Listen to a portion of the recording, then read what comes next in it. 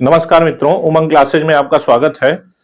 मित्रों, हम कहे थे आपसे कि आपका 6-7 को सीटेट का पेपर है और हम आपको सीटेट में पूछे जाने वाले जितने भी व्याकरण के प्रश्न हैं उनको हम करा देंगे। ठीक है, तो आज हम शुरू करते हैं सबसे इंपॉर्टेंट चैप्टर जो अधिकतर सीटेट में पूछता है। वो चैप्टर है प्रत्यय का। किसका है? प्रत्यय का। अब प्रत्यय से देखेंगे हर वर्ष 2 सवाल 3 सवाल जरूर प्रत्यय से आपको देखने को मिल जाते हैं। तो सबसे इंपॉर्टेंट टॉपिक जो प्रत्यय है इसको पहले पढ़ा दे रहे हैं और आपको रिकॉर्ड करके जितना भी व्याकरण का वीडियो है हम यूट्यूब पे डाल देंगे, आप लगातार उसको देखते रहिएगा। आज आपको प्रत्यय का वीडियो मिल जाएगा, कल सुबह तक या कल तक और भी जो टॉपिक है व्याकरण से संबंधित सबका वीडियो हम आपको दे देंगे। ठीक है, फिर गद्य पद्य शिक्षण तो 6 से पहले सारा कंप्लीट करा देंगे आपको। यही है, थोड़ा सा फास्ट हम चलेंगे ताकि आपका पूरा का पूरा रिवीजन हो जाए। देखिएगा, सबसे पहले हम लोग पढ़ना शुरू करते हैं प्रत्यय को। जितना सीटेट में आएगा उतनी बातें ही हम बस बताएंगे आपको। ठीक है, दरअसल सीटेट और यूपी टेट में थोड़ा सा अंतर होता है। यूपी टेट में वन लाइनर सवाल बहुत ज्यादा पूछता है और उसमें भी टू द पॉइंट पूछ लेता है। अब आप सीटेट में जाएंगे तो व्याकरण से जो सवाल सीटेट के आते हैं वो थोड़े से अलग प्रकार के होते हैं यूपी टेट से। तो बस इतना ही जानना है सीटेट में कि हमको सीटेट में किस प्रकार से व्याकरण के सवाल पूछते हैं और यूपी टेट में किस प्रकार से पूछते हैं। दोनों में जो अंतर है, यूपी टेट में थोड़ा और विस्तार से पूछता है, सीटेट में बहुत छोटे छोटे सवाल पूछते हैं जो व्याकरण से पूछते हैं, जो थोड़ा बहुत भी यदि ध्यान से आप पढ़े हैं तो अच्छे तरीके से उसको हम कर सकते हैं। तो आइए हम पढ़ते हैं प्रत्यय के बारे में। अब प्रत्यय के बारे में बता दें तो प्रत्यय होता है 2 प्रकार का। सबसे पहले प्रत्यय 2 प्रकार का होता है। कौन कौन सा? एक होता है शब्दों से लगने वाले प्रत्यय, एक होते हैं शब्दों से लगने वाले। ठीक है, शब्दों से लगने वाले। और एक होते हैं धातुओं से लगने वाले। एक होते हैं धातुओं से लगने वाले। अब देखेंगे कि हम जो प्रत्यय पढ़ते हैं उनमें शब्दों से लगने वाले भी कुछ प्रत्यय पढ़ने हैं और धातुओं से लगने वाले भी कुछ प्रत्यय पढ़ने हैं। शब्दों की जगह पे हम पदों लिख दें तो और अच्छा है। ठीक है, पदों से लगने वाले और धातुओं से लगने वाले। तो आइएगा इसमें देखते हैं ये कितने प्रकार के होते हैं। तो ये होते हैं 3 प्रकार के। ये होते हैं कितने प्रकार के? 3 प्रकार के। एक होता है सुप। क्या होता है? सुप प्रत्यय होता है। सुप प्रत्ययों की संख्या कितनी होती है? 21 होती है। जो रामा रामौ रामा आप पढ़े होंगे, जो शब्द रूप पढ़ते हैं तो शब्द रूप में जो प्रत्यय लगता है उसको सुप प्रत्यय कहते हैं। अधिकतर ये यूपी टेट की दृष्टि जब पढ़ेंगे तो और अच्छे से विस्तार से आपको समझाएंगे। अभी जितना काम है बस उतना हम पढ़ते हैं। ठीक है, तो 7 त्रिक 21, 3 वचन और 7 विभक्ति, तो 7 त्रिक कितने होते हैं? 21। तो 21 जो प्रत्यय हैं वो किसके हैं? सुप के हैं। दूसरा देखिएगा, दूसरा प्रत्यय जो है वो है किसका? तद्धित का। क्या है? तद्धित का। तद्धित प्रत्यय भी किससे लगते हैं? पदों से लगते हैं। अब जो तद्धित प्रत्यय है, तद्धित प्रत्यय में भी बहुत सारे हमको प्रत्यय पढ़ने हैं। और उसके बाद एक प्रत्यय है स्त्री प्रत्यय। क्या है? स्त्री प्रत्यय। यह भी किससे लगता है? पदों से ही लगता है। तो इन शब्दों या पदों से लगने वाले जो प्रत्यय कितने प्रकार के? 3 प्रकार के। एक है सुप, एक है तद्धित और एक है स्त्री प्रत्यय। स्त्री प्रत्यय जो पुल्लिंग शब्दों को सीधे स्त्रीलिंग बना देता है उसी को स्त्री प्रत्यय कहते हैं। ये बहुत सारे प्रत्यय टाप डाप चाप करके इनको आराम से यूपी टेट में खूब पूछता है, पीआरटी में खूब पूछेगा। तो इधर से वाला जो भाग है उसको अच्छे से हम टेट पीआरटी के लिए पढ़ेंगे। अभी जो सी टेट में हमारा काम आ जाएगा उसको पढ़ते हैं। अब आएंगे जो धातुओं से लगने वाले। तो धातुओं से लगने वाले भी प्रत्यय कितने प्रकार के हैं? 2 प्रकार के। एक है कृत प्रत्यय। क्या है? एक है कृत प्रत्यय और दूसरा जो है वो है तिंग प्रत्यय। दूसरा जो है वो क्या है? तिंग प्रत्यय। तिंग प्रत्यय देखेंगे कहां लगता है? तो ये धातुओं में लगता है। जो रूप पढ़ते हैं आप, पठति पठता पठंती, उसमें जो प्रत्यय लगा रहता है वो कौन सा लगा रहता है? तिंग प्रत्यय। तो धातु के रूप जो चलते हैं 2 तरह से चलते हैं। एक चलता है किसमें? परस्मय पद में। परस्मय पद में और दूसरा चलता है आत्मनेय पद में। किसमें चलता है? आत्मनेय पद में। तो परस्मय पद में भी 9 लगते हैं और आत्मनेय पद में भी 9 लगते हैं। 3 वचन और 3 पुरुष, तो कितने हो गए? 3 त्रिक का 9, तो 9 परस्मय पद में और 9 आत्मनेय पद में। उसी तरीके से 3 टोटल कितने प्रकार का हो जाता है? 18 प्रकार का हो जाता है। कभी भी पूछेगा इस तरीके का जो सवाल है, यूपी टेट में पूछेगा, पीआरटी में पूछेगा। अब आते हैं सबसे इंपॉर्टेंट प्रत्यय क्या है? कृत प्रत्यय। कृत प्रत्यय में जैसे त्वा प्रत्यय हो गया, ल्यप प्रत्यय हो गया, ठीक है, अनियर प्रत्यय हो गया, अनियर प्रत्यय हो गया, यही सब हमको पढ़ने हैं। यही सारे, बहुत सारे इसमें और भी प्रत्यय हैं, वही सारे हमको कृत प्रत्यय में पढ़ने हैं। और सबसे इंपॉर्टेंट जो प्रत्यय है क्या है आपको सीटेट की दृष्टि से, वो है कृत प्रत्यय, और उसके बाद यहां पे तद्धित प्रत्यय। यही दो प्रत्यय को मुख्य रूप से हमको पढ़ना है। आइए इसके बारे में और विस्तार से पढ़ते हैं। अब देखिएगा एक चीज और समझ लीजिए, अब जब हम कृत प्रत्यय पढ़ना शुरू करेंगे तो आपको बार बार ये ध्यान देना होगा कि कृत प्रत्यय से, कृत प्रत्यय कहां लगते हैं? धातुओं के अंत में। कहां लगते हैं? अंत में। जब अंत में लग जाएंगे तो कृत प्लस अंत, कृत प्लस अंत क्या हो जाएगा? हो जाएगा कृदंत। क्या हो जाएगा? कृदंत हो जाएगा। तो को क्या हो गया है? दो हो गया है, तो बन जाता क्या है? कृदंत बन जाता है। और जब कृदंत बन जाता है तो कृत प्रत्यय जिस धातु के अंत में लगते हैं उससे बना शब्द क्या कहलाने लगता है? कृदंत कहलाने लगता है। क्या कहलाने लगता है? कृदंत कहलाने लगता है। तो कृत प्रत्यय से बना शब्द कृदंत कहलाएगा। उसी तरीके से तद्धित प्रत्यय से, तद्धित प्रत्यय जब हम पढ़ेंगे तो तद्धित प्रत्यय भी कहां लगेगा? अंत में लगेगा। चूंकि प्रत्यय कहां लगते हैं? अंत में लगते हैं, तो तद्धित प्रत्यय जिसके अंत में लगेगा उसको कहेंगे तद्धितांत। क्या कहेंगे? तद्धितांत कहेंगे। और जब तद्धितांत कहेंगे तो तद्धित प्रत्यय से बना शब्द क्या कहलाएगा? तद्धितांत कहलाएगा। और कृत प्रत्यय से बना शब्द क्या कहलाएगा? कृदंत कहलाएगा। आइए अब इसके बारे में पूरा, जितने भी कृदंत प्रत्यय हमको पढ़ने हैं, त्वा पढ़ने हैं, लप पढ़ने हैं, तब्यत, अनियर, इन सब के बारे में पढ़ते हैं। और कितना पढ़ना है? उतना ही पढ़ना है जिससे सीटेट हमारा हम पास हो जाए। क्योंकि 4-5 दिन का समय बचा है, इस 4-5 दिन में कैसे हम कितना पढ़ें कि हमारा सीटेट में बहुत अच्छा अंक मिल जाए। आइएगा हम आपको एक एक प्रत्यय पढ़ाना शुरू करते हैं। देखिएगा, ये है पूरा का पूरा प्रत्यय। अब प्रत्यय के बारे में पहले ये सारी जो परिभाषाएं हैं, ये सारी परिभाषाएं हमको पढ़नी है। लेकिन कहां पढ़नी है? इसको पढ़ने के लिए हमको किसकी जरूरत होगी? इसके पढ़ने के लिए हमको सी टेट की जरूरत होगी। अरे यूपी टेट की जरूरत होगी, न कि सी टेट में। सी टेट में आप जाएंगे तो सी टेट में इसका बहुत आवश्यकता नहीं है कि प्रत्यय का परिभाषा इत्यादि पूछे। ठीक है, तो सीधे पूछ देता क्या है? सीधे बस पूछ देगा कि कौन सा प्रत्यय है, क्या प्रत्यय के का काम है, क्या काम है और क्या बचता है, शेष क्या बचता है, बस इसी को विशेष रूप से ध्यान देना। वैसे हम आपको बता भी दे रहे हैं कि ये जो प्रत्यय है, ये जो प्रत्यय है ये क्या कह रहा है? प्रतीयते विधीयते इति प्रत्ययः। प्रतीयते विधीयते इति प्रत्ययः कह रहा है जिसका किसी धातु या शब्द से विधान किया जाता है उसे प्रत्यय कहते हैं। दूसरे शब्दों में किसी भी धातु या शब्द के बाद में जुड़ने वाले शब्दांश को क्या कहा जाता है? प्रत्यय कहा जाता है। बस आपको क्या ध्यान देना है कि प्रत्यय कहां जुड़ते हैं? बाद में जुड़ते हैं। प्रत्यय कहां जुड़ते हैं? बाद में जुड़ते हैं। और उपसर्ग कहां जुड़ते हैं? उपसर्ग पहले जुड़ते हैं। आइएगा, कहा है प्रत्यय 2 प्रकार के होते हैं। कौन कौन से? एक होता है, इसको हटा देते हैं। एक होता है किससे? शब्दों से लगने वाला। एक होता है शब्दों से लगने वाले या पदों से लगने वाले। और दूसरे क्या होते हैं?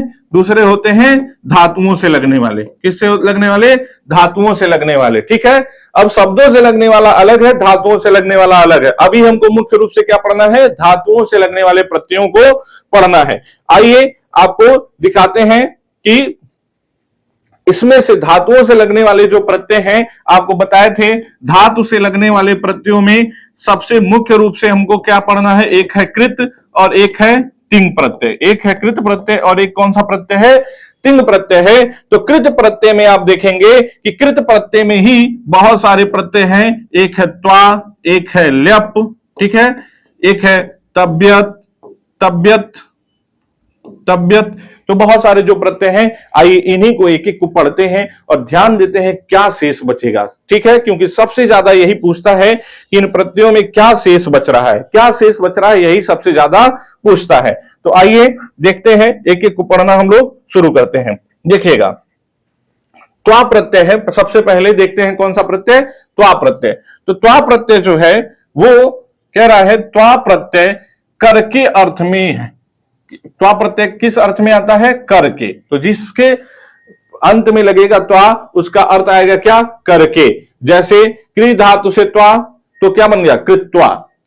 गम धातु से त्वा, गत्वा। ठीक है, जाकर, करके। नी धातु से त्वा, नत्वा। ठीक है, ले जाकर। तो आइए देखते हैं एक एक को। कह रहा है वाक्य के मुख्य क्रिया से पूर्व किए गए कार्य में अर्थात पूर्वकालिक क्रिया को व्यक्त करने के लिए धातु से त्वा प्रत्यय का प्रयोग किया जाता है। सिंपल भाषा में समझिए कि जब एक ही कर्ता के द्वारा एक कार्य की समाप्ति के बाद दूसरी क्रिया की जाती है तो जो समाप्ति क्रिया होती है उसी में किसका प्रयोग करते हैं, त्वा प्रत्यय का प्रयोग करते हैं। जैसे राम पढ़कर घर जाता है। तो पहला काम क्या कर रहा है, पढ़ रहा है। दूसरा काम क्या कर रहा है, घर जा रहा है। तो जो पहला काम कर रहा है, पढ़ रहा है, वो कौन सी क्रिया हुई, वही पूर्व वाली क्रिया हुई। तो इस नाते पूर्व वाली क्रिया में प्रयोग होता है। इस नाते त्वा प्रत्यय को क्या कहते हैं, पूर्वकालिक कृदंत कहते हैं। क्या कहते हैं, पूर्वकालिक कृदंत कहते हैं। बहुत बार यही सवाल पूछा है कि त्वा प्रत्यय को चूंकि पूर्वकालिक क्रिया में लगता है, इस नाते त्वा प्रत्यय को क्या कहते हैं, पूर्वकालिक कृदंत कहते हैं। पूर्वकालिक कृदंत कहते हैं। क्योंकि कृत प्रत्यय के अंतर्गत आ रहा है त्वा प्रत्यय, तो पूर्वकालिक कृदंत कहलाता है। आइए देखते हैं त्वा प्रत्यय में क्या शेष बचता है। तो देखिएगा त्वा प्रत्यय इधर भी हम देख लेते हैं क्या कह रहा है। उदाहरण, मयूरः मेघम दृष्ट्वा नृत्यन्ति। मयूर जो है मेघ को देख करके क्या कर रहा है, नृत्यन्ति, नाचता है। तो पहले क्या कर रहा है, मेघ को देख रहा है। तो पहली क्रिया क्या हो गई, देखना, और दूसरी क्रिया क्या हो गई, नाचना। तो पहली क्रिया में प्रयोग हुआ है। देखिएगा दृश्य धातु से त्वा प्रत्यय प्रयोग होकर के, दृश्य धातु से त्वा प्रत्यय प्रयोग होकर के क्या बन गया है, दृष्ट्वा बन गया है। देखिएगा अब आइए हम आपको ये बताते हैं कि त्वा प्रत्यय में क्या शेष बचता है। सबसे पहले देखिएगा इस तरीके से लिखा होता है त्वा प्रत्यय। ठीक है, क की संज्ञा हो जाती है, केवल त्वा शेष बचता है। केवल क्या शेष बचता है, त्वा शेष बचता है। सभी प्रत्ययों के अंत में आपको क्या इसके त्वा प्रत्यय के अंत में हमेशा क्या देखने को मिलेगा, इसी तरीके से त्वा देखने को आपको मिलेगा। ठीक है, आइए देखते हैं। क्री धातु से त्वा प्रत्यय लग गया और आपको अभी हम बताए हैं क की संज्ञा हो जाती है, क्या शेष बचता है, त्वा शेष बचता है। तो देखिए क्या रूप बन गया, कृत्वा बन गया। क्या बन गया, कृत्वा। यहां देखिए भी त्वा, यहां देखिए त्वा, यहां देखिए त्वा, यहां देखिए त्वा, यहां देखिए त्वा, यहां देखिए त्वा, यहां त्वा, यहां त्वा, यहां भी त्वा। तो की जगह ट हुआ है, वो तो था। देखेंगे ये क्या बोलते हैं, एक नियम से हुआ है। देखिएगा यहां त्वा, यहां त्वा, यहां त्वा, यहां त्वा। अंत में हमेशा हर धातु के अंत में जुड़ जाएगा जैसे त्वा प्रत्यय, तो क्या देखने को मिलेगा, त्वा देखने को मिलेगा। आइएगा क्री धातु से त्वा मिल गया तो क्या बन गया, कृत्वा बन गया। गम धातु से त्वा मिल गया, गत्वा बन गया। नम धातु से त्वा मिल गया, नत्वा बन गया। ठीक है, पा धातु से त्वा मिल गया, पित्वा बन गया। श्रु धातु से त्वा मिल गया, श्रुत्वा बन गया। दृश्य धातु से त्वा मिल गया, दृष्टवा बन गया। ध्यान रखिएगा दृश्य में कौन सा स है, तालव्य स है, ये इंपॉर्टेंट है। दृश्य में यहाँ क्या है, तालव्य स है। और यहाँ क्या देखने को मिलेगा, यहाँ देखने को मिलेगा आपको मूर्धन्य स, और त की जगह क्या हो गया है, ट हो गया, दृष्टवा हो जाएगा। हन धातु से त्वा लग गया तो क्या बन गया, हत्वा बन गया।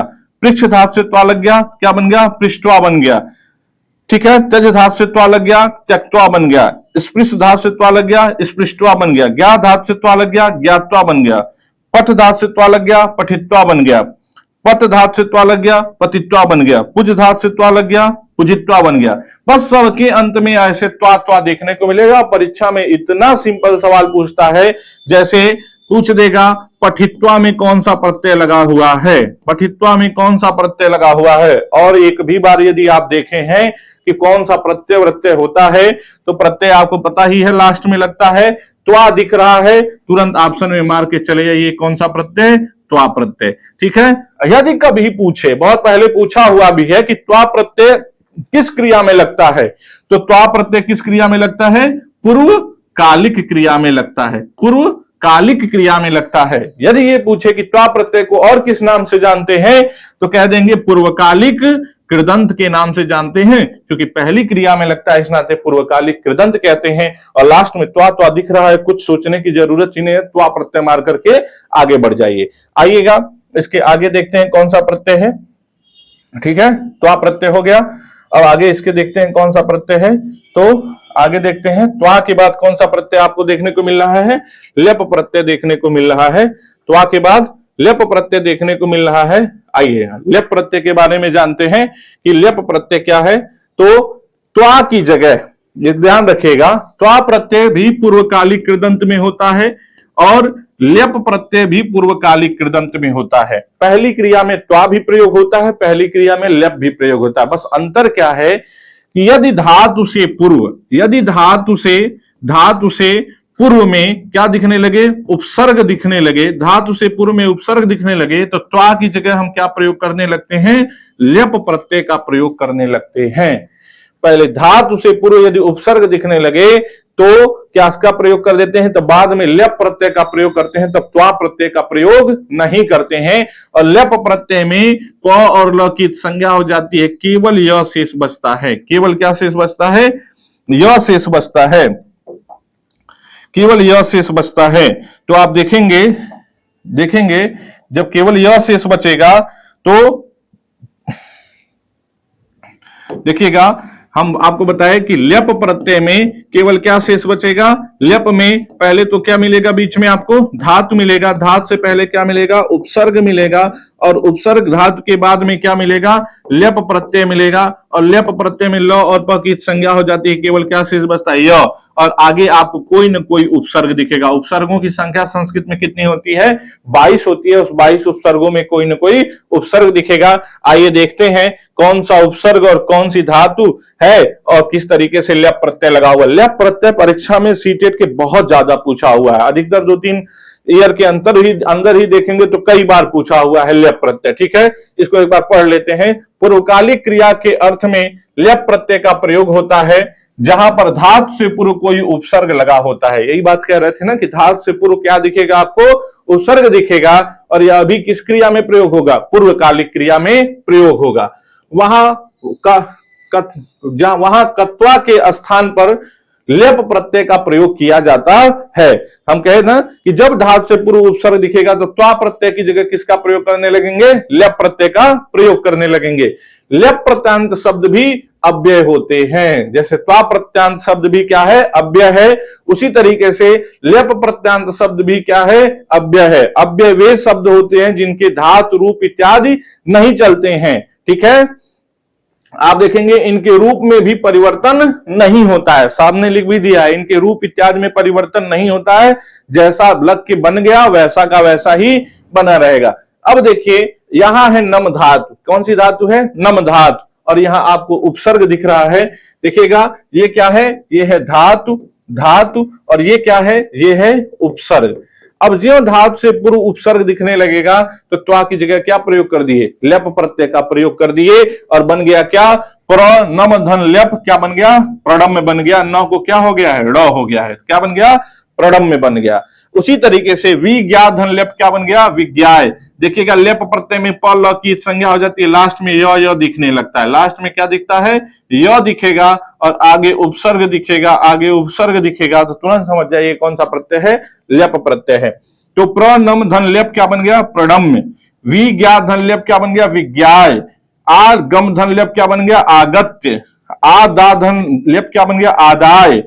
आनी धन लेप क्या बन गया, आनीय। बस क्या है, आगे सब में उपसर्ग दिख रहा है और लास्ट में सबके क्या दिख रहा है, यह दिख रहा है। बस इतना ही तो पहचानना है, और पेपर में सीधे इस तरीके से लिख करके दे देगा, आगत्य में कौन सा प्रत्यय है, आगत्य में कौन सा प्रत्यय है। इतना आसान है बताना कि लास्ट में यह दिखा, आगे क्या दिखा, उपसर्ग दिखा, तुरंत बता दीजिए कौन सा प्रत्यय है, लेप प्रत्यय है। आगे कुछ आपको करने की जरूरत नहीं है। कभी कभी ऐसी तरीके से भी दे देता है, वि धन ज्ञा धन लेप क्या बनेगा, क्या बनेगा, दे देगा विज्ञाय, दे देगा विज्ञाय, ठीक है, दे देगा विज्ञीय, ऐसे दे देगा विज्ञीय।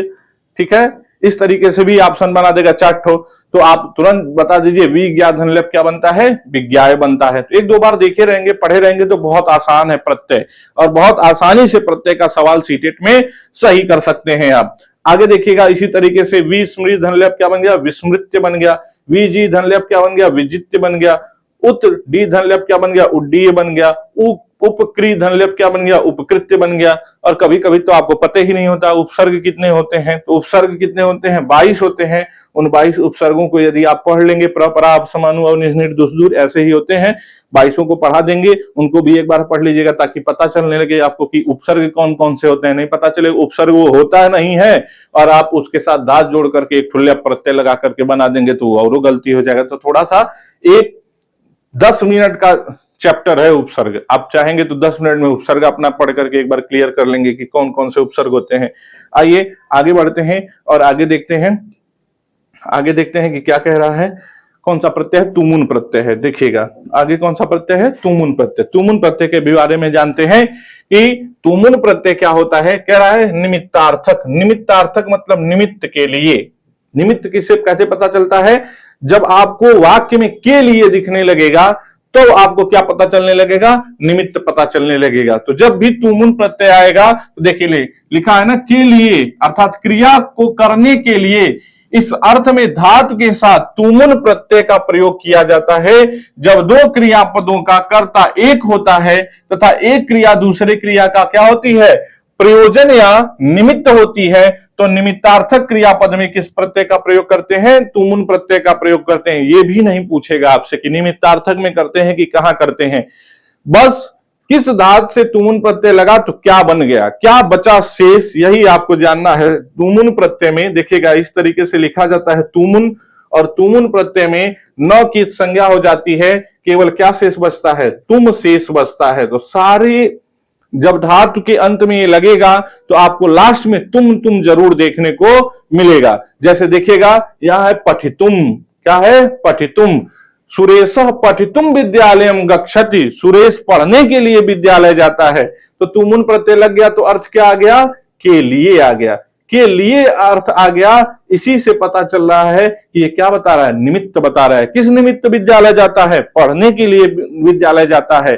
और निमित्त को ही हेतु भी कहते हैं, निमित्त को ही क्या कहते हैं, हेतु भी कहते हैं। इस नाते तुमुन जो प्रत्यय होता है उसको हेतु कृदंत कहते हैं। क्या कहते हैं, हेतु कृदंत कहते हैं, हेतु कृदंत कहते हैं। और इस तरीके से सवाल जो है अधिकतर यूपी टेट में पूछता है, आपसे बस यही पूछेगा कि पट धातु से तुमुन लग गया तो क्या बन गया, पठितुम बन गया। आप बस इतना ही जानिए। स्ना धातु से तुमुन लग गया क्या बन गया, स्नातुम बन गया। बस इतना ही आपको सीटेट में पूछेगा। आइएगा जो प्रश्न पूछेगा, आइए उसको देखते हैं क्या है, क्या है वो देखिएगा। ये इस तरीके से आपको पूछेगा। अब आप देखते ही अंतिम में देखें तुम, अंतिम में तुम, अंतिम में तुम आपको तुम देखते ही क्या कर देना है, तुम देखते ही आपको कौन सा प्रत्यय कर देना है, तुमुन प्रत्यय कर देना है। बहुत आसान है, तुमुन प्रत्यय कर देना है। न की संज्ञा हो जाती है, उ की संज्ञा हो जाती है, केवल क्या शेष बचता है, तुम शेष बचता है। तुमुन किस अर्थ में आता है, के लिए अर्थ में आता है, के लिए अर्थ में आता है। इस नाते इसको क्या कहते हैं, हेतु कृदंत कहते हैं। क्या कहते हैं, हेतु कृदंत कहते हैं। इतना ही बस आपको करना है। वो भी ये सब पूछ दे तो बहुत बड़ी बात है। यह भी सब हमें लग रहा है नहीं पूछेगा, बस यही पूछेगा दात धातु से तुमुन प्रत्यय लग गया तो क्या बन गया, दातुम। या पूछ देगा दातुम में कौन सा प्रत्यय है, बताइए। इतना आसान है। लास्ट में तुम दिख रहा है, आपको क्या कर देना है, तुमुन प्रत्यय कर देना है। बस इतना करके आगे बढ़ जाइए। इतना ही आपसे क्या होगा कि पूछेगा दात धातु से तुमुन लग गया क्या बनेगा, दातुम बन गया। या पूछेगा दातुम में कौन सा प्रत्यय है, इसी तरीके से हसितुम में कौन सा प्रत्यय है, कोई भी ऐसे ही उठा करके पूछ देगा। आइए देखते हैं। देखिए गम धातु से तुमुन लग गया क्या बन गया, गंतुम बन गया। अंतिम में तुम दिख रहा है, आपको ऑप्शन में होगा, यदि मान लीजिए त्वा, ऑप्शन में होगा त्वा, ऑप्शन में होगा ल्यप, ऑप्शन में होगा तुमुन और ऑप्शन में होगा अनियर, तो क्या आप आराम से नहीं मार सकते हैं तुम, क्योंकि यही तुम दिख रहा है। और इस तरीके से सीटेट में प्रत्यय से सवाल पूछता है कि वही दिखता भी है, तो इतना आसान है आपको प्रत्यय से प्रश्न को सही करना। आइएगा देखिएगा, गम धात से तुमुन लग गया, क्या बन गया? गंतुम। हन धात से तुमुन लग गया, क्या बन गया? हंतुम। पा धात से तुमुन लग गया, क्या बन गया? पातुम। स्ना धात से तुमुन लग गया, स्नातुम। दा धात से तुमुन दातुम। प्रच धात से तुमुन प्रष्टुम। दृश धात से तुमुन द्रष्टुम। हस धात से तुमुन हसितुम। खाद धात से तुमुन खादितुम। क्रीड धात से तुमुन क्रीडितुम। भास धात से तुमुन भासितुम। जीव तुमुन जीवितुम। कथ धात से तुमुन कथितुम। इस तरीके से क्या है, तुमुन प्रत्यय से इस तरीके से सवाल पूछता है। आइएगा तुमुन प्रत्यय के बाद अब देखते हैं क्या कौन सा प्रत्यय है। अब देखते हैं कौन सा प्रत्यय है सत्रि और सानच। बहुत इंपॉर्टेंट प्रत्यय ये भी है। देखिएगा सत्रि और सानच। सत्रि और सानच के बारे में हम पहले थोड़ा सा बता दें। सत्रि और सानच जो है वो क्या है? वर्तमान कालिक, वर्तमान काल की क्रिया के साथ प्रयोग होते हैं, इस नाते इनको वर्तमान कालिक कृदंत कहते हैं। वर्तमान कालिक कृदंत कहते हैं, ठीक है, वर्तमान कालिक कृदंत कहते हैं। चूंकि वर्तमान काल की अर्थात जो क्रिया वर्तमान समय में हो रही होती है उन्हीं से सत्रि और सानच प्रत्ययों का प्रयोग करते हैं। दूसरी बात ये जानते रहिए कि सत्रि और सानच प्रत्यय जो है, सत्रि और सानच प्रत्यय जो है, सत्र प्रत्यय में इस तरीके से लिखा होगा, सत्र री और स की संज्ञा हो जाती है, केवल क्या शेष बचता है? अत शेष बचता है। क्या शेष बचता है? अत शेष बचता है। और सानच में च और स की संज्ञा हो जाती है, केवल क्या शेष बचता है? आन शेष बचता है। और यही आन के जगह कहीं कहीं म का आगम हो जाता है, तो क्या देखने को मिलता है? मान देखने को मिलता है। ठीक है, बीच में म का आगम आ जाएगा तो मान देखने को आपको मिलेगा। तो ये है सानच और ये क्या है? सत्री। सत्री में क्या देखने को मिलेगा? अत देखने को मिलेगा। और सानच में क्या मिलेगा? आन या मान देखने को मिलेगा। आइए अब सत्री और सानच के बारे में जो इस पे लिखा हुआ है थोड़ा सा इसको पढ़ते हैं। आइएगा देखिएगा, लिखा हुआ है कि एक कार्य को करते हुए जब साथ ही साथ अन्य कार्य भी किए जा रहे हों तो करता हुआ, करती हुई, चलता हुआ, चलती हुई या पढ़ता हुआ, पढ़ती हुई इत्यादि अर्थों को बताने के लिए परस्मय पद धातुओं से सत्र प्रत्यय तथा आत्मनेय पद धातुओं से सानच प्रत्यय का प्रयोग किया जाता है। करता हुआ, करती हुई, ठीक है, या चलता हुआ, चलती हुई, इसका मतलब क्रिया किस काल में हो रही है? वर्तमान काल में हो रही है। वर्तमान काल में वो क्रिया संपन्न हो रही है। दूसरी बात एक ध्यान रखिए, अभी आपको बताए कि जो धातु का रूप होता है वो दो तरीके से चलता है। एक परस्मय पद में, और एक किसमें चलता है? आत्मनेय पद में। एक किसमें चलता है? आत्मनेय पद में। तो परस्मय पद में जो होता है उस परस्मय पद धातुओं से किस प्रत्यय का प्रयोग करते हैं? सत्र प्रत्यय का। परस्मय पद धातुओं से किस प्रत्यय का? सत्र प्रत्यय का। और आत्मनेय पद धातुओं से किस प्रत्यय का? सानच प्रत्यय का प्रयोग होता है। यूपी टेट में इस तरीके से सवाल पूछता है कि सत्र प्रत्यय का प्रयोग किन धातुओं से होता है? तो सत्र प्रत्यय का प्रयोग किन धातुओं से होता है? परस्मय पद धातुओं से। जो पठंती आप पढ़ते हैं वो कैसा है? परस्मय पद रूप है। जब उसी का आत्मनेय पद करते हैं तो पठ्यते, पठ्यते, पठ्यन्ते पढ़ने लगते हैं, वही क्या है? आत्मनेय पद रूप हो जाता है। और आत्मनेय पद में सानच का, परस्मय पद में क्या है? सत्र प्रत्यय का प्रयोग होता है। आइएगा और देखते हैं क्या लिखा हुआ है। यही लिखा हुआ है, सत्र के स और री का लोप होकर केवल अत जुड़ता है। यही तो बताए थे, सत्र प्रत्यय का क्या शेष बचता है? अत शेष बचता है। सानच के स और म, सानच को स को म आदेश और च का लोप होकर के धातु के साथ क्या दिखने लगता है? मान जुड़ता है। क्या जुड़ता है? मान जुड़ता है। सत्र सानच प्रत्ययों से बने हुए शब्द क्या होते हैं? विशेषण रूप में प्रयुक्त होते हैं। ये बात हमेशा ध्यान रखिएगा। सत्र और सानच प्रत्यय से जो शब्द बनते हैं वो क्या होते हैं? विशेषण रूप में प्रयोग होते हैं। अतः इनके रूप तीनों लिंगों में चलते हैं। अर्थात पुल्लिंग में राम के समान चलेगा, स्त्रीलिंग में रमा के समान चलेगा और नपुंसक लिंग में गृह के समान चलेगा। तो सत्र और सानच प्रत्यय अव्यय नहीं होते हैं, इनका रूप चलता है और इनका रूप तीनों लिंगों में चलता है। आइए देखते हैं इनका रूप किस तरीके से चलता है। आगे उदाहरण भी दिया हुआ है, देखिएगा। यहां तक आपको सत्री का उदाहरण दिया हुआ है, यहां से सानच का उदाहरण दिया हुआ है। सानच में आपको बताए थे कि मान शेष बचता है, इस नाते यहां देखेंगे आपको मान दिखेगा। यहां क्या दिखेगा? मान दिखेगा। और सत्र में अत शेष बचता है, और वो अत कहां बचता है? नपुंसक लिंग में। इस नाते देखेंगे यहां अत शेष बचा हुआ है। क्या बचा हुआ है? अत शेष बचा हुआ है। आइए देखते हैं एक एक इसके उदाहरणों को। देखिएगा, पठ धातु से सत्र लग गया, अत शेष बचेगा। और अत किस लिंग में शेष बचेगा? नपुंसक लिंग में। इस नाते पठ धातु से अत लग गया, पठत बन गया। लिख धातु से बन गया, लिखत बन गया। हंस धातु से बन गया तो हसत बन गया नपुंसक लिंग में। अब इसी का पुल्लिंग में क्या चलता है? पठन। क्या चलता है? पठन, लिखन, हसन। यहां स्त्रीलिंग में पठंती, लिखंती, हसंती। और नपुंसक लिंग में पठत, लिखत, हसत। ठीक है। अब देखिएगा, कभी कभी क्या होता है, इस तरीके से पठन रूप पूछ देता है, पठन रूप पूछ देता है, पठन रूप पूछ देता है। और आगे अभी एक प्रत्यय पढ़ाएंगे हम आपको, ल्युट प्रत्यय। ल्युट प्रत्यय में यू को अन हो जाता है, और यहां भी अन शेष बचता है, यहां भी अन शेष बचता है, और यहां भी अन आपको देखने को मिलता है। तो आप कंफ्यूज हो जाते हैं। बस अंतर क्या है, यहां जो अन बचेगा वो नपुंसक लिंग का बचता है। नपुंसक लिंग के, क्योंकि ल्युट प्रत्यय किस लिंग में होते हैं? नपुंसक लिंग में। अभी आगे आपको पढ़ाएंगे। और यहां का जो अन बचा है वो पुल्लिंग का बचा है। तो यहां जब नपुंसक लिंग में बचता है अन, तो अन के साथ क्या दिखने लगता है? म भी दिखने लगता है। इस तरीके से म भी दिखेगा नपुंसक लिंग बताने के लिए। तो इसमें म जुड़ जाता है ल्युट वाले में, और यहाँ पे म नहीं जुड़ा रहता है। तो आप कभी कंफ्यूज नहीं होंगे। आगे अभी हम और उसको ल्युट प्रत्यय को जब पढ़ाएंगे तो समझ में आएगा। अब देखिएगा, सेव से सानच हो गया, तो च और स की संज्ञा हो गई। क्या शेष बच गया? केवल मान शेष बच गया। क्या बच गया? मान। तो हम बताए थे आन शेष बचेगा, और आन को ही, आन के साथ क्या जुड़ जाएगा? मान जुड़ जाएगा, म का आगम होकर के। तो देखिएगा यहां क्या दिख रहा है? मान। यहां भी मान, यहां भी मान, यहां भी मान, यहां भी मान। तीनों जगह क्या दिख रहा है? मान दिख रहा है। तो सेव धातु से सानस जुड़ गया, सेवमानः। स्त्रीलिंग में सेवमाना, नपुंसक लिंग में सेवमानम। मोद, मुद धातु से सानस जुड़ गया, मोदमानः, मोदमाना, मोदमानम। ठीक है। वृत्त धातु से सानस जुड़ गया, वर्तमानः, वर्तमाना, वर्तमानम।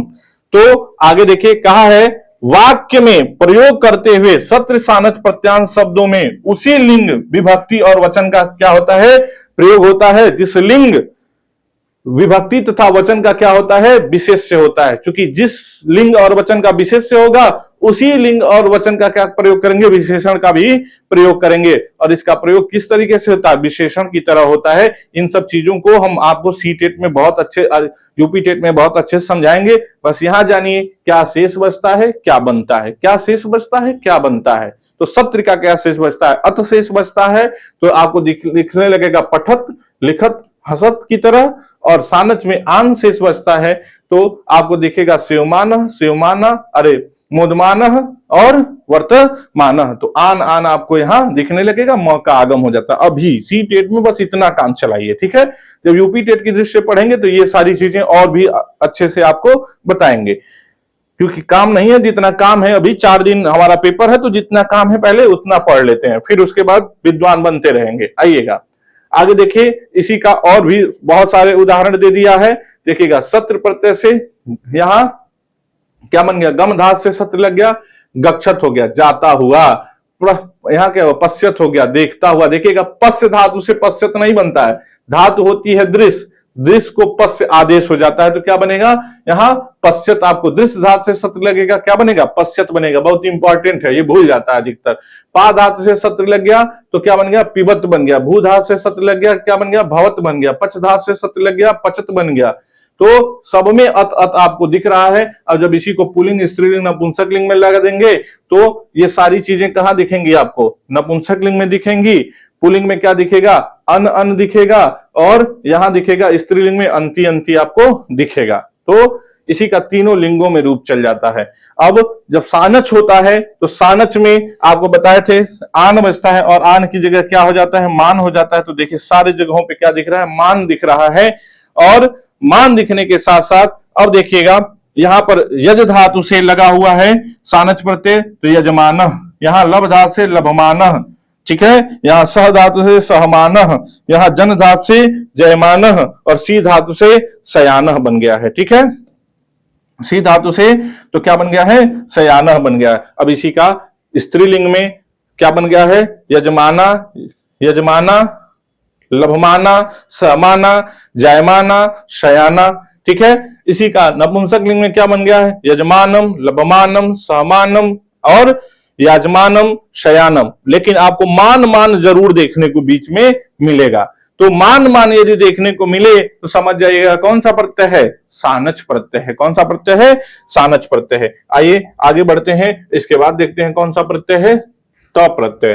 त प्रत्यय पढ़ना है और तवतु प्रत्यय पढ़ना है। देखिएगा त और तवतु प्रत्यय को, त प्रत्यय को और तवतु प्रत्यय को मिला करके निष्ठा कहा जाता है। क्या कहा जाता है, निष्ठा। त और तवत की कौन सी संज्ञा होती है पूछेगा तो कहेंगे त और तवत की निष्ठा संज्ञा होती है।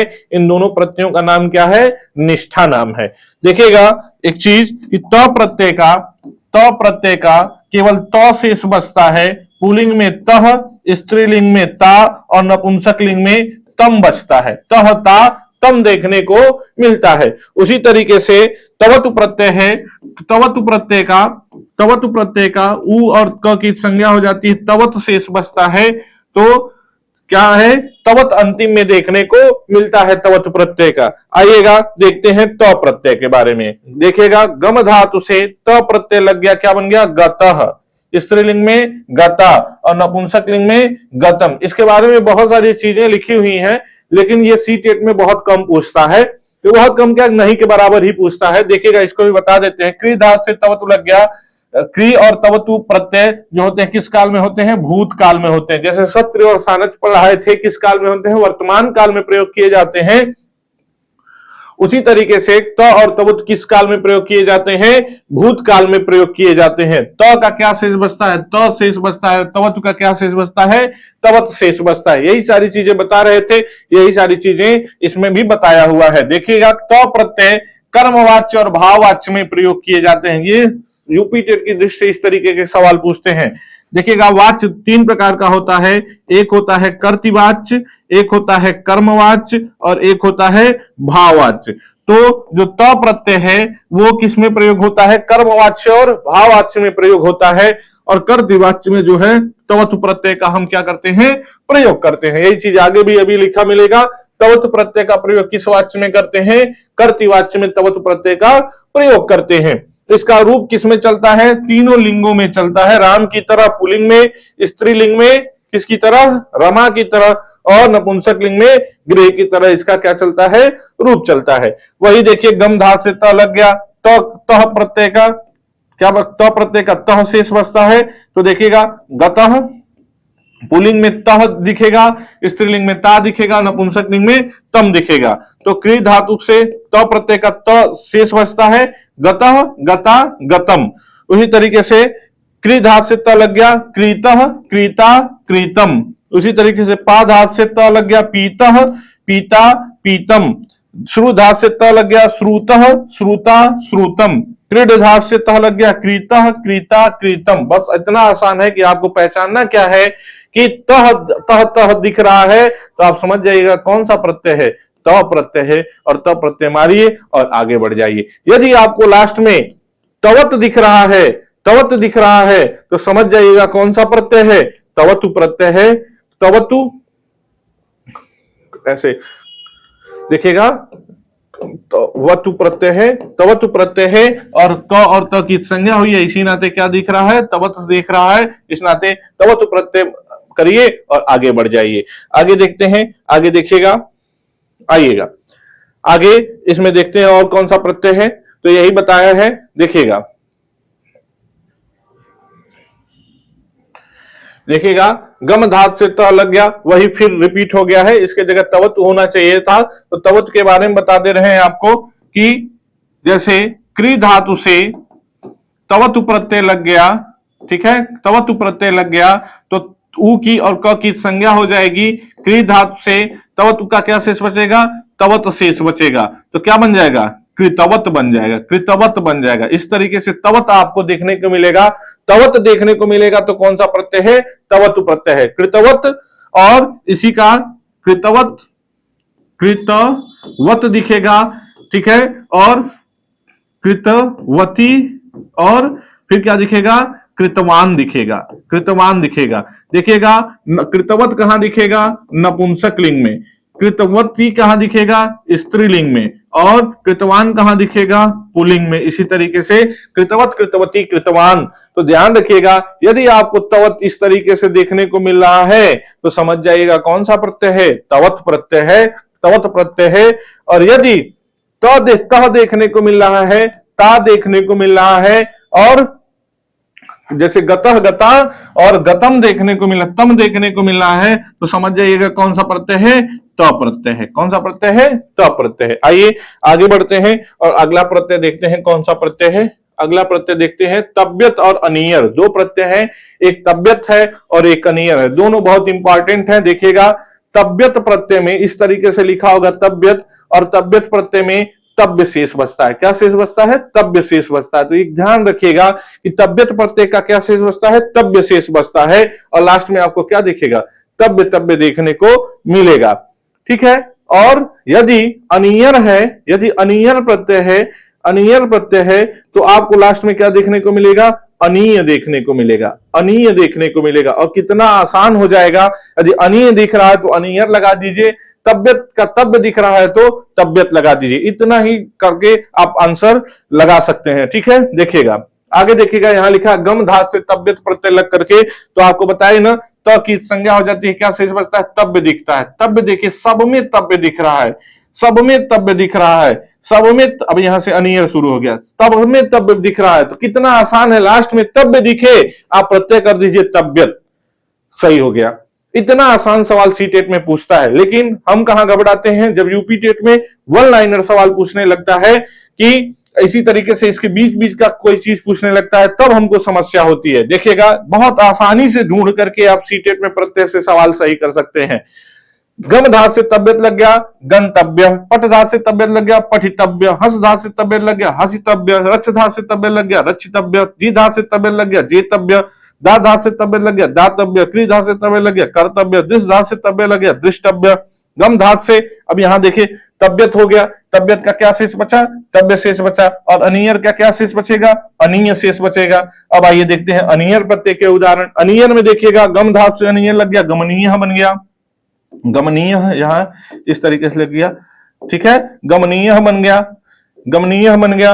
ये देखिएगा, गम धात से गमनीय, पट धात से पठनीय, हंस धात से हसनीय, रक्ष धात से रक्षणीय, जी धात से जयनीय। इस तरीके से देखने को आपको मिलेगा। आइए आगे देखते हैं, आगे कौन सा प्रत्यय है। इतना आसान है कि प्रत्यय से प्रश्न की आप प्रत्यय पढ़ें और उसके प्रश्नों में बस ये देखें कि प्रत्यय का क्या शेष बच रहा है, उस शेष को जोड़ दीजिए। इन सब चीजों का काम नहीं है, इनको आगे हम आपको जब काम पड़ेगा तो बताएंगे, जब सीट यूपी टेट देखेंगे तो बताएंगे। अब देखिए, एक प्रत्यय है यत प्रत्यय। यत प्रत्यय इतना इंपॉर्टेंट प्रत्यय है कि अधिकतर सवाल इससे भी पूछे हुए हैं। यत प्रत्यय से भी सवाल बहुत सारे पूछे हुए हैं। यत प्रत्यय में एक चीज ध्यान रखिएगा, यत प्रत्यय के बारे में बता दें, यत प्रत्यय में भी यह शेष बचता है। क्या शेष बचता है? यह शेष बचता है। और अभी आपको पढ़ाए थे ल्यप प्रत्यय, ल्यप प्रत्यय में भी क्या शेष बचता है? यह शेष बचता है। अब दोनों को पहचानेंगे कैसे? क्योंकि लास्ट में प्रत्यय देखेंगे, दोनों में यह दिख रहा है, तो दोनों कैसे आप ऑप्शन सही करेंगे? तो आपको यही बताए थे, ल्यप प्रत्यय में लास्ट में यह तो दिखता है, लेकिन आगे कोई न कोई क्या दिखता है? उपसर्ग देखने को मिलता है, उपसर्ग देखने को मिलता है। यदि उपसर्ग है और लास्ट में यह है, तब तो ल्यप है। लेकिन यदि ये कंडीशन नहीं है, तो आप देखेंगे कि और कंडीशन का क्या क्या बन रहा है, तो यत प्रत्यय आप उसमें लगा देंगे। यत प्रत्यय में क्या होता है? अब आइए यत प्रत्यय के बारे में बताते हैं। यत प्रत्यय में देखिए लिखा हुआ है कि प्रत्यय के 3 रूप दृष्टिगोचर होते हैं। यत प्रत्यय के कितने रूप दृष्टिगोचर होते हैं? 3 रूप। इसी जैसा 3 प्रत्यय है। कौन कौन सा? एक है यत, एक है ड्यत और एक है क्यप। यहां पर भी यह शेष बचेगा, तो की संज्ञा हुई यहां पर भी, और यहां पर भी तो की संज्ञा हुई, तो केवल यह शेष बचेगा। अब बताए, तीनों में यह शेष बच रहा है, अब क्या करेंगे? तो तीनों का कंडीशन भी अलग अलग होगा ना, कहां यत लगेगा, कहां ड्यत लगेगा, कहां क्यप लगेगा। तीनों का कंडीशन अलग अलग है, उसी को बस जान जाएंगे तो लगाना आसान हो जाएगा। देखिएगा, यद्यपि तीनों प्रत्ययों का यह शेष रहता है तथा तीनों एक ही अर्थ चाहिए अथवा योग्य अर्थ में प्रयुक्त होते हैं, परंतु इनके प्रयोग स्थल भिन्न भिन्न है। पहले ही बता दिया इनके क्या है, प्रयोग स्थल भिन्न भिन्न है। कहां कहां प्रयोग करेंगे? तो पहले देखिएगा, यत प्रत्यय बता दिया, यत प्रत्यय का प्रयोग कहां करेंगे? तो हमेशा ध्यान रखिएगा, अजंत धातुओं के साथ यथ प्रत्यय का प्रयोग होता है। अजंत का मतलब अच से अंत होने वाला। किससे अंत होने वाला? अच से अंत होने वाला। और अच को संस्कृत में क्या कहते हैं? स्वर कहते हैं। तो ऐसी धातुएं जिनके लास्ट में क्या हो? स्वर हो, इन धातुओं से किसका प्रयोग करते हैं? यथ प्रत्यय का प्रयोग करते हैं। इस नाते देखिएगा, जी में भी क्या है? ई है। ची में भी क्या है? ई है। दा में क्या है? आ है। तो सारे धातुओं के लास्ट में क्या दिख रहा है आपको? स्वर दिख रहा है। तो जब लास्ट धातु के लास्ट में क्या दिखे? स्वर दिखेगा, तो वही स्वरांत धातुओं से ही यथ प्रत्यय का क्या होता है? प्रयोग होता है। अब अधिकांश धातु के इकार को एकार, उकार को ओकार और अव हो जाता है। कह रहा है अधिकांश धातुओं में यदि ई है तो ई के स्थान पर क्या हो जाएगा? ए हो जाएगा। ठीक है। और यदि ऊ है तो ऊ को क्या हो जाएगा? ओ हो जाएगा। और ओ को क्या हो जाएगा? अव हो जाएगा। ओ को क्या हो जाएगा? अव हो जाएगा। कब? किस प्रत्यय में? यथ प्रत्यय में। ठीक है। यथ का य शेष रहता है, तीनों लिंगों में रूप चलता है। अधिकतर इसका बहुत सारे रूप आप देखे होंगे। ठीक है। देखिएगा, जी धातु से यह यथ लग गया, क्या बन गया? जेयह बन गया। क्या बन गया? जेयह। स्त्रीलिंग में जेया, नपुंसक लिंग में जेयम। तो जेयह, जेया, जेयम। और जी में देखिएगा अंतिम में ये क्या है? ई है। ई है ना? ई को क्या हो गया है? ए हो गया। तो यही तो बता रहा था, ई यदि धातु में होगी तो क्या हो जाएगा? उसको ए हो जाएगा। तो ई को क्या हो गया? ए हो गया। तो यहां ई था, यहां क्या देखने को मिल गया? ए देखने को मिल गया आपको। ई था और यहां क्या देखने को मिल गया? इस ई की जगह पे यहां क्या हो गया? ए हो गया। यही है जेयह, जेया, जेयम बन गया। उसी तरीके से ची है तो चेयह, चेया, चेयम बन गया। दा धातु है तो देयह, देया, देयम बन गया। नी धातु है तो नेयह, नेया, नेयम बन गया। गे धातु है तो गेयह, गेया, गेयम। ये बहुत पूछता है, बहुत इंपॉर्टेंट है, क्योंकि यह धातु है, गे धातु दे देगा या गा धातु दे देगा, तो ये दोनों धातुएं नहीं है। कौन सी धातु है? गै धातु से यथ प्रत्यय लगकर के क्या बनता है? गेयह, गेया, गेयम बनता है। इसी तरीके से अब आगे और भी देखते हैं क्या है, कौन सा प्रत्यय है? यथ प्रत्यय है। इसमें दो चीज नहीं दिया है, वो चीज भी हम आपको बता दें। देखिएगा, कभी कभी क्या होता है कि धातु के लास्ट में स्वर दिखाई नहीं देते, फिर भी यथ प्रत्यय का प्रयोग हो जाता है। जैसे उदाहरण दे दें, लब धातु है। ठीक है। दो तीन धातु हैं जिसमें आपको देखने को मिलेगा। लब धातु है। लब धातु से क्या होता है कि यथ प्रत्यय का प्रयोग यदि हम करते हैं, यथ प्रत्यय का प्रयोग करते हैं, तो इसमें स्वर तो नहीं है, इसके लास्ट में तो स्वर नहीं है, लेकिन फिर भी प्रयोग देखने को मिलता है। दो तीन धातुएं हैं जो बहुत इंपॉर्टेंट है, आपको बता दे रहे हैं।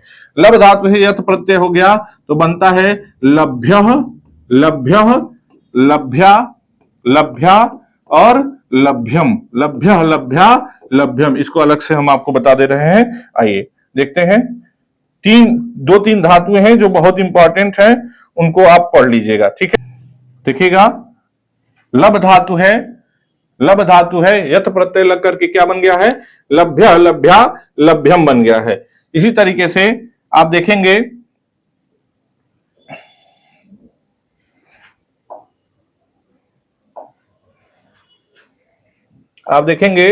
लब धातु है, लब धातु है और यथ प्रत्यय लग करके क्या बन गया? लभ्यः, लभ्यः, लभ्या, लभ्या, लभ्यम। लभ्यः, लभ्या, लभ्यम बन गया। बहुत इंपॉर्टेंट है, इसी नाते इसको हम बता रहे हैं आपको। ठीक है। इसी तरीके से हन धातु से, हन धातु से यथ प्रत्यय लग करके क्या बन जाता है? वध्यः, वध्यः, वध्यः, वध्या, वध्या और वध्यम बन जाता है। वध्यम, वध्या, वध्या, वध्यम। और बहुत बार पूछता है, ये दो तीन उदाहरण है जो बहुत पूछता है। हन धातु को क्या हो गया? वध्य, वध्या को क्या हो गया? व हो गया। तो वध्य, वध्या, वध्यम। और इस तरीके से इन धातुओं के लास्ट में देखिए स्वर नहीं है, लेकिन फिर भी यथ प्रत्यय का प्रयोग हो जाता है। इस नाते इन दोनों को बहुत इंपॉर्टेंट में आप रखिएगा। आइए और देखते हैं, और देखते हैं क्या है कि इस तरीके से और उदाहरण हम आपको अब उसका यथ प्रत्यय के बाद आगे का उदाहरण दिखाते हैं। देखिएगा, यथ प्रत्यय तो पढ़ लिए थे। यथ प्रत्यय के बाद अब ये क्या है? यथ प्रत्यय है।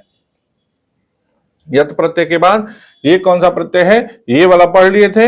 अब इसके बाद आगे देखते हैं कौन सा प्रत्यय है। ये है यथ प्रत्यय। ऋयत प्रत्यय में भी आपको अभी बताए थे क्या शेष बचता है, ऋयत प्रत्यय में भी य शेष बचता है, य शेष इसमें भी बचेगा क्योंकि ऋयत लिखा हुआ है, तो इसमें भी यत से य शेष बचेगा। बस क्या होगा, नियम अलग होंगे, नियम अलग होंगे। कहाँ य देखने को मिलेगा, तो कहाँ ऋत है, तो कहाँ किस धातुओं से ऋत प्रत्यय का प्रयोग करते हैं, आइए देख लेते हैं। कह रहा ऋकारांत या हलंत धातुओं के से परे चाहिए या योग्य अर्थ को बताने के लिए ऋत प्रत्यय का क्या किया जाता है, प्रयोग किया जाता है। देखिएगा वही अर्थ है, चाहिए या योग्य अर्थ ही बताना है, लेकिन धातु क्या होनी चाहिए, ऋकारांत। ऋकारांत क्या होता है, री जिसके कहा हो अंत में, वह क्या हो जाएगा, रिका रांत हो जाएगा। क्या हो जाएगा, रिका रांत हो जाएगा। तो रिकारांत धातु हो जिसके अंत में री हो, या हलंत धातु हो, हलंत का मतलब क्या हो, लास्ट में क्या देखने को मिले, व्यंजन देखने को मिले, स्वर न हो, तो भी किसका प्रयोग होगा, यत प्रत्यय का, यत प्रत्यय का प्रयोग होगा। अब देखिएगा आगे और भी कंडीशन कह रहा है ऋत से पूर्व री को की वृद्धि हो जाती है। यदि ऋत प्रत्यय का प्रयोग किए हैं तो री को क्या हो जाएगी, वृद्धि हो जाएगी। और री को वृद्धि होती है, री को क्या हो जाएगी, वृद्धि हो जाएगी। गुण होता है री को तो अर हो जाता है, अब वृद्धि होती है तो क्या हो जाता है, आर हो जाता है। क्या हो जाता है, आर हो जाता है। आगे देखिएगा कह रहा है कि हलंत धातु की उपधा में यदि अ हो तो उसको दीर्घ हो जाता है। अब उपधा किसको कहते हैं, तो उपधा संज्ञा होती है, अलो अंतादि पूर्व उपधा कहते हैं। अब इसके सूत्र जब पढ़ेंगे, संज्ञा प्रकरण पढ़ेंगे, तब आपको जानेंगे। अभी यहां बस दिखा देंगे आपको कैसे उपधा में अ को दीर्घ हो जा रहा है। अब देखिएगा स्मृति धातु है, तो देखिएगा यहां री है ना, री धातु है, तो री धातु है, स्वर तो है री भी, लेकिन यथ प्रत्यय का न प्रयोग होकर के, चूंकि री है तो यथ प्रत्यय का प्रयोग हो रहा है। देखिएगा री है तो यथ प्रत्यय का प्रयोग हुआ, तो क्या बन गया, स्मार्य। क्या बन गया, स्मृ धन यथ स्मार्य बन गया, स्मार्या। और नपुंसकलिंग में स्मार्यम। लिख धातु से यथ प्रत्यय लेख्य, लेख्या, लेख्यम। पठ धातु से ऋत प्रत्यय पाठ्य, पाठ्या, पाठ्यम। अब यही चीज आपको उपधा में देखिएगा, इस ठ के पूर्व में प है, प में अ है, अ को क्या हो जा रहा है, आ हो जा रहा है। यही कह रहा है उपधा को क्या होती है, वृद्धि हो जाती है। हलंत धातु की पूर्व उपधा में क्या हो जाती है, अ को क्या हो जाता है, दीर्घ हो जाता है। तो ये हलंत धातु है, क्योंकि इसके लास्ट में क्या है, व्यंजन है, तो इससे पूर्व में जो अ है इसको क्या हो गया, आ हो गया। यही कह रहा उपधा को क्या हो जाएगी, उपधा को क्या हो जाएगा, दीर्घ हो जाएगा। त्यज धातु है ऋत प्रत्यय त्याज्य, त्याज्या, त्याज्यम। वच धातु है ऋत प्रत्यय वाच्य, वाच्या, वाच्यम। क्री धातु से ऋत प्रत्यय कार्य, कार्या, कार्यम। री धातु से ऋत प्रत्यय हार्य, हार्या, हार्यम। देखिएगा री में री है, री को क्या होगा, अभी आपको बताए थे वृद्धि होता है तो क्या हो जाता है, आर हो जाता है। री को वृद्धि हुआ, आर हो गया, तो हार्य, हार्या, हार्यम बन गया। तो यही है कौन सा प्रत्यय, ऋत प्रत्यय है। अब आगे देखते हैं कौन सा प्रत्यय है, आगे डबल क्या है, डबल और त्रिच प्रत्यय है। डबल प्रत्यय देखिएगा बहुत इंपॉर्टेंट है, आप देखिएगा डबल प्रत्यय के बारे में। डबल प्रत्यय जो है इसमें क्या होता है कि ल और ड की संज्ञा हो जाती है, केवल वू शेष बचता है, वू शेष बचता है। और एक सूत्र है युओर नाकव, युओर, युओर नाकव, युओर नाकव सूत्र है। और युओर नाकव सूत्र कहता क्या है, यदि किसी प्रत्यय के लास्ट में यू बचा हो या इस किसी प्रत्यय के लास्ट में वू बचा हो, तो यू को क्या हो जाता है, यहां से अन हो जाता है। क्या हो जाता है, अन हो जाता है। और ऊ बचा है तो यहां से कह रहा है अक हो जाता है। तो यदि किसी प्रत्यय के लास्ट में यू है तो उसको अन हो जाएगा, यदि किसी प्रत्यय के लास्ट में यू बचता है तो अक हो जाएगा। तो डबल प्रत्यय में क्या बचा है, वू बचा है, ऊ को क्या हो जाएगा, अक हो जाएगा। अब अक हो जाएगा तो देखिएगा जब इसके जगह पे अक हो जाएगा तो देखिएगा यही चीज यहां पर लिखा हुआ है, अक अक अक अक अक लिखा हुआ है, तो क्या हो गया, इसको अक हो गया। डबल वू के को क्या हो गया, अक हो गया। तो पच धातु से डबल लगा तो क्या बन गया, पाचकह बन गया। श्रु धातु से डबल लग गया तो श्रावकह बन गया। पठ धातु से डबल लग गया तो पाठकह बन गया। देखिएगा अक अक अक अक लास्ट में आपको देखने को मिल रहा है। और चूंकि डबल प्रत्यय, अब देखिएगा अक देखने को मिलेगा, लेकिन ऑप्शन में ऐसा जब डबल प्रत्यय लिखा होगा तो आपको समझ ही में नहीं आएगा। रउल प्रत्यय इस तरीके से लिखा होगा तो आपको समझ में ही नहीं आएगा कि यही वाला प्रत्यय है कि नहीं है। तो क्योंकि इसमें जो भी है वो यहां कहीं दिख नहीं रहा है, तो यही सावधान हो जाना है। एक है यू वाला भी उदाहरण अभी अभी आपको आगे दे रहे हैं, और एक है रउल वाला। तो रउल में क्या होता है, आपको वू को अक हो जाता है और बहुत कंफ्यूजन उत्पन्न कर देता है। तो देखिएगा, रउल प्रत्यय से क्या बन गया, पाचकह बन गया। ठीक है, पच धात से रउल लग गया, वू को अक हो गया, पाचकह बन गया। ठीक है, श्रु धात से रउल लग गया, श्रावकह बन गया। तो इसी तरीके से गृह धात से रउल लग गया, ग्राहकह बन गया। बहस क्री धात से रउल लग गया, कारकह बन गया। इस तरीके से आपको रउल प्रत्यय के उदाहरण देखने को मिलते हैं। बस ये देखिए कि क्या शेष बचता है और क्या हो जाता है। आगे इसके बारे में थोड़ा पढ़ लेते हैं। कर्ता अर्थ में किसी धात से रउल प्रत्यय तथा त्रिच प्रत्ययों का प्रयोग, त्रिच प्रत्यय का योग किया जाता है। दोनों प्रत्ययों का प्रयोग किस अर्थ में होता है, कर्ता अर्थ में। किस अर्थ में होता है, कर्ता अर्थ में होता है। ये सब यूपी टेट की दृष्टि से इंपॉर्टेंट है। वू को अक हो जाता है, रउल के लगने पर धातु के आदि स्वर को क्या हो जाती है, वृद्धि हो जाती है। जैसे देखिएगा, यहाँ पे प में अ था, अ को क्या हो गया, वृद्धि होकर के आ हो गया। ठीक है, तो यही क्या हो जाती है, वृद्धि हो जाती है। आगे देखते हैं कौन सा प्रत्यय है। देखिएगा, त्रिच प्रत्यय है। त्रिच प्रत्यय में देखिएगा, यहां पर च की संज्ञा हो गई तो त्रि त्रि त्रि त्रि देखने को मिल रहा है। ठीक है, और यही हन धात से त्रिच प्रत्यय लग करके हंत्र बन गया, जी धात से त्रि लग करके जेत्र बन गया, श्रु धातु से त्रि से लग करके श्रोत्र बन गया, नी धात से त्रि लग करके नेत्र बन गया। तो इसी से क्या बना, हंत्र से बन गया हंता, जित्र से बन गया जेता, श्रोता, नी से नेता, दा से दाता, क्रि से कर्ता। ठीक है, और यहां है वच धात से त्रिच प्रत्यय लग करके क्या बन गया, वक्ता बन गया। त्रिच प्रत्यय का उदाहरण बहुत कम पूछा हुआ है सीटेट में। ठीक है, रउल और त्रिच का बहुत कम पूछा हुआ है, लेकिन इसको भी आप बस थोड़ा बहुत जानते रहिएगा। आगे देखते हैं, आगे कौन सा प्रत्यय है, तीन प्रत्यय है। बहुत इंपॉर्टेंट प्रत्यय है ये भी, तीन प्रत्यय। देखिएगा, तीन प्रत्यय के बारे में पहले आपको बता दें। तीन प्रत्यय में न और क की संज्ञा हो जाती है, केवल क्या शेष बचता है, ती शेष बचता है। क्या शेष बचता है, ती शेष बचता है। और तीन प्रत्यय से बना शब्द किस लिंग का होता है, स्त्रीलिंग का होता है। किस लिंग का होता है, स्त्रीलिंग का। सबसे इंपॉर्टेंट लाइन यही है कि तीन प्रत्यय से बना शब्द किस लिंग का होता है, स्त्रीलिंग का। और तीन प्रत्यय में क्या शेष बचता है, ती शेष बचता है। आइए देखते हैं और क्या क्या इसके बारे में कह रहा है। देखिएगा, तीन प्रत्यय का क्या है, ती पहले से ही दिखा दिया। ती भाववाचक संज्ञा बनाने के लिए इसका प्रयोग होता है। कह रहा भाववाचक संज्ञा बनाने के लिए धातु के साथ तीन प्रत्यय का प्रयोग होता है। तीन प्रत्यांत शब्द नित्य स्त्रीलिंग होते हैं। यही बात आपको ध्यान देनी है कि तीन प्रत्यांत शब्द क्या होते हैं, नित्य स्त्रीलिंग होते हैं। इनके रूप मति शब्द की भांति चलता है। ठीक है, जैसे मति का रूप चलता है उसी तरीके से तीन प्रत्यय से बने शब्दों का रूप चलता है।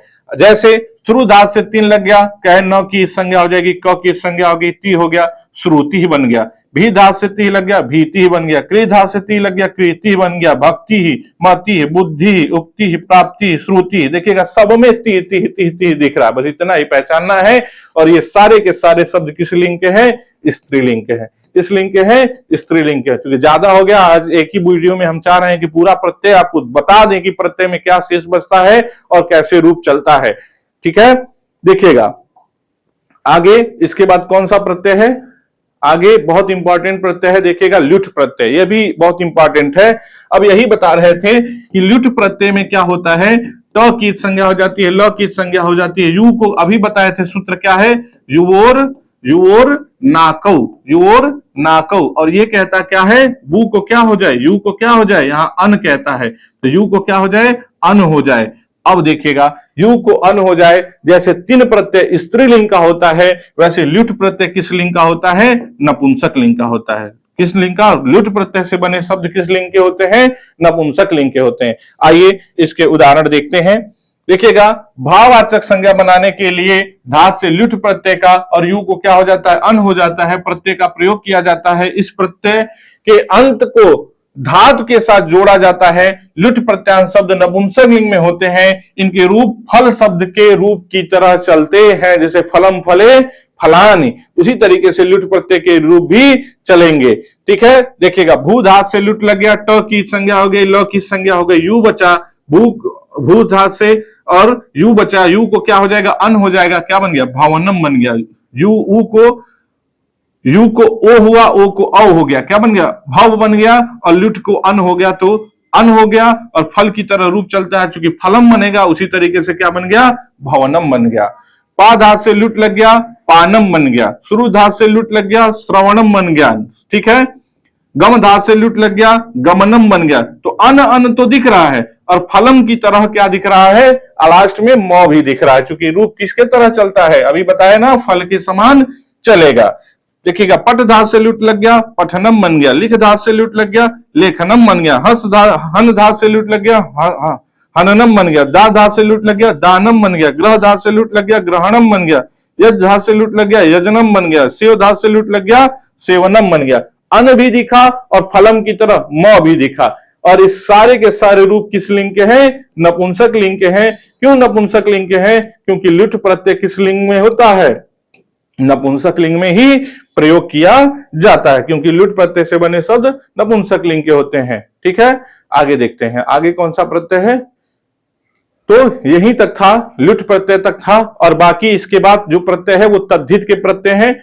इसके बाद जो कुछ इंपॉर्टेंट प्रत्यय पढ़ने हैं वो हमको पढ़ने हैं, तद्धित के प्रत्यय पढ़ने हैं। तो अगली वीडियो में अब हम पढ़ेंगे किसके प्रत्यय? तद्धित के प्रत्यय। शुरू में याद करिए, प्रत्यय हम आपको बताए थे, प्रत्यय दो प्रकार के, एक होता है पदों या शब्दों से लगने वाले, और एक होता है धातु से लगने वाले। तो धातु से लगने वाले कृत और तिंग होते हैं, कृत और तिंग होते हैं, तिंग होते हैं। तो इसमें हम कृत पढ़ लिए हैं। अब हम क्या पढ़ेंगे? पदों से लगने वाले जो सुप है, सुप प्रत्यय है, और तद्धित प्रत्यय है, तद्धित प्रत्यय है। और तद्धित प्रत्यय के बाद स्त्री प्रत्यय है। तो आपको बताए थे कि इसमें सबसे इंपॉर्टेंट क्या है हमको पढ़ना सीटेट के लिए? तद्धित प्रत्यय। तो तद्धित प्रत्यय में बहुत सारे प्रत्यय नहीं पढ़ने, दो चार प्रत्यय पढ़ने हैं, उनको भी अगली वीडियो में हम लोग पढ़ लेंगे। इसी तरीके से आप उमंग क्लासेस के साथ बने रहिए और हमारे चैनल को सब्सक्राइब कर लीजिए, ताकि आगे की भी वीडियो आपको मिलती रहे। और सारी जो वीडियो आपको प्राप्त हो रही है उनको अन्य ग्रुप में अपने मित्रों से शेयर करते रहिए, ताकि हमारा सब्सक्राइबर बढ़े और हम आपको इसी खुशी में और भी वीडियो लेकर के आते रहें। बहुत बहुत धन्यवाद मित्रों।